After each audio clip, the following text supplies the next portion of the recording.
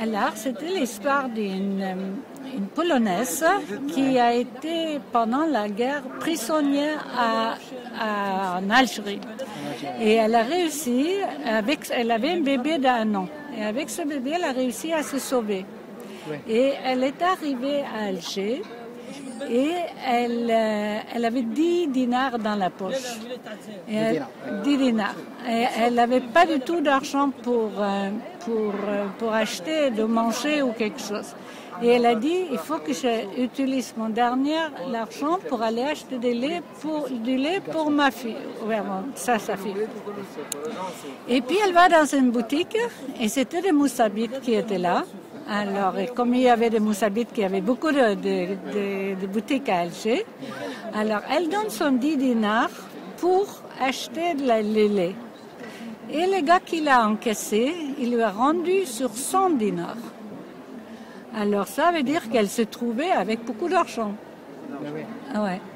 Alors elle était là, elle sortait, elle a dit « Oh, qu'est-ce que je vais faire? Mais c'était une grande boutique, il avait l'air d'avoir les moyens. Et elle a dit « Bon, peut-être j'arrive à me sauver avec cet argent. » Et elle arrivait à se sauver. Et comme c'était une femme très croyante et tout, toute sa vie, elle avait pensé à cette histoire.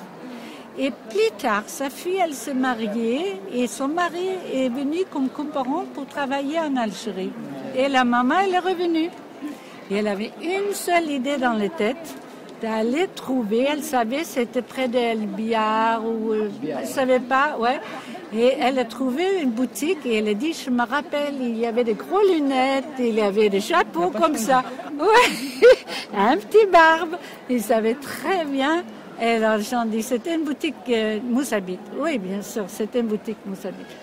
Et elle a fait toutes les boutiques dans les quartiers pour essayer, parce qu'elle voulait rendre l'argent, parce qu'il l'avait sauvé. Et c'était 30 ans après. Hein. Alors, tout le monde qui a entendu l'histoire, il a dit, mais non, madame, c'est Mektoub, c'est Dieu qui a voulu. C'était comme ça, vous devez arriver là, c'était Mektoub. Voilà l'histoire de Moussabite. Oui, je veux apprendre plusieurs histoires de Moussabite. C'est bien, hein? Parce que des gens parlent de Moussabite, d'arrière-pensée, des Moussabite, ils ont des racistes, ils ont leur Moussabite, c'est tout. Là. J'ai rigolé parce que je l'avais dit à la femme, mais tu es sûr qu'il a dit oui, c'est sûr que c'est lui, parce que quand je le vois encore, il ressemble beaucoup, mais tout le monde se ressemble. Mais beaucoup. Avant, ils avaient des gros lunettes et vous ne l'avez pas. Maintenant, on a de la technologie, des lunettes à l'intérieur. C'est ça.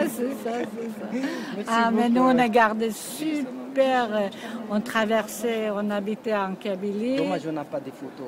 Non, c'est dommage. Parce que alors, quand j'ai entendu parler qu'il y avait des problèmes à Gardaïa, je me dis, c'est pas vrai.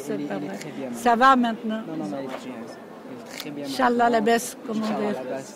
Quand ils ont des nomades, viennent passer à Gardaïa, fait du bruit, passer comme ça, c'est rien. Il n'y a aucun problème avec les Arabes et les Moussabite. On a très bien.